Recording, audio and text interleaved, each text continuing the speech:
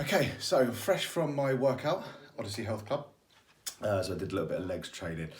So you might want to ask yourself, why do I want to be doing resistance training? Very good question. Okay, so I'm just going to touch on a little bit here. Hopefully you can see the screen properly. Had a little bit of problem setting up.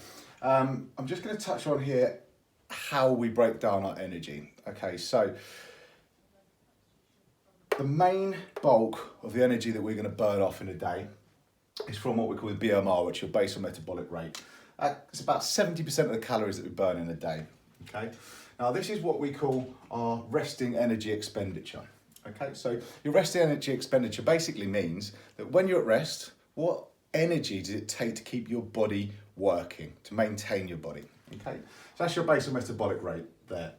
Okay, then we've got your thermogenic effect of food. Now that's long words that basically mean the energy it takes to utilize your food. Okay, so to assimilate the food into our components that we can use. So that's the thermogenic effect of food, what it takes to break down our food. And then we've got our NEAT here, okay?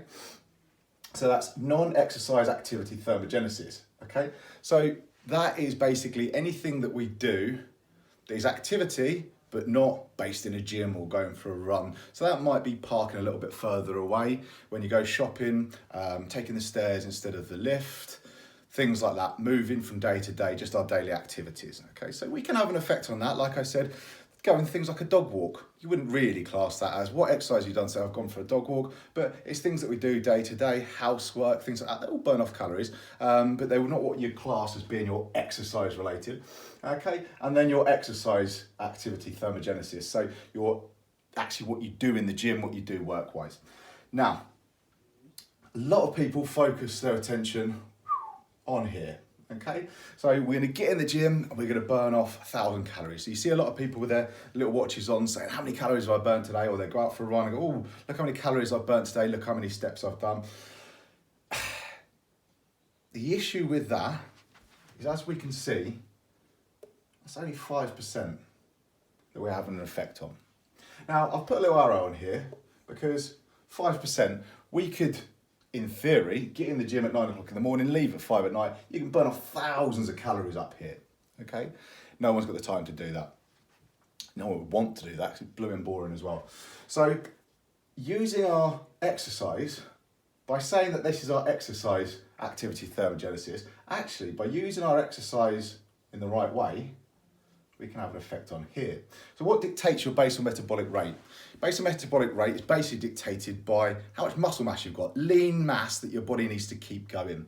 Okay, so the more of that we have, the more lean mass we can build, the more calories we're going to burn. So around about 0.5 calories per 50, about 50 calories per 0.5 kilos of body mass that you put on. That's the way around. Okay, so if we can whack on a little bit of muscle mass, we're going to increase our basal metabolic rate. So just to go through what people do wrong, and then I'm going to tell you what I'm doing. I'm not going to keep you for too long. So a lot of people will get in the gym and they'll do loads of cardio, loads of this, okay?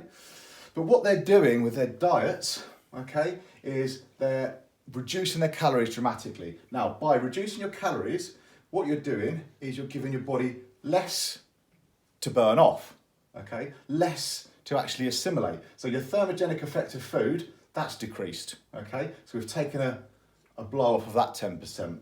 Our BMR, now like I said, your muscle mass dictates your basal metabolic rate. What do muscles need to sustain themselves and to grow? Protein. If you're going on a cabbage soup diet, or you're going on a diet where you're eating loads and loads of veg, brilliant. If you're not getting enough protein, what's going to happen to your muscle mass? That's going to decrease. Okay, so the two of the biggest mistakes that people make is they cut their calories too much, which means that they're reducing their thermogenic effect of food, they're reducing their muscle mass, so they're reducing their basal metabolic rate. And you might see some improvements in your weight when you step on the scales. That's because you've lost muscle mass, and muscle weighs more than fat. You've lost water, because muscle's majority water. So you're going to go, oh wow, I've lost a stone. But all you've done is you've suppressed this, and you've suppressed this, and when you start eating again, that's going to go through the roof, and that's going to go through the roof. Okay, I'm ruining my lovely diagram now. What's a more efficient way of training, okay, is to work focusing on this bad boy. Focus on your basal metabolic rate. So try and increase your muscle mass. So by doing resistance training and starting to try and build a little bit of lean tissue, okay? So increase your basal metabolic rate, eat lots of protein, okay? And the main thing with protein is harder to break down than carbohydrates. So therefore it has a bigger thermogenic effect. So now this 80%, we have just had a big effect on by eating more protein, doing more resistance training. Okay, so without boring you too much by going into any more science than that, I think that's a good take-home message to leave on. Eat more protein, eat protein more regularly, and do resistance training, and don't stand on the treadmill for hours and hours and hours jogging away. Don't get on the cardio equipment for too long. Do some cardio, get warm, go and do some resistance training. I just did a leg session, which I've just posted up the details of. It was pretty hard, a bit wobbly when I walked down the stairs. It's gonna hurt tomorrow. But what we know about that pain is tomorrow when I'm hurting, I know that my body is burning calories, rebuilding those muscles. And when those muscles are rebuilt, my basal metabolic rate will be higher.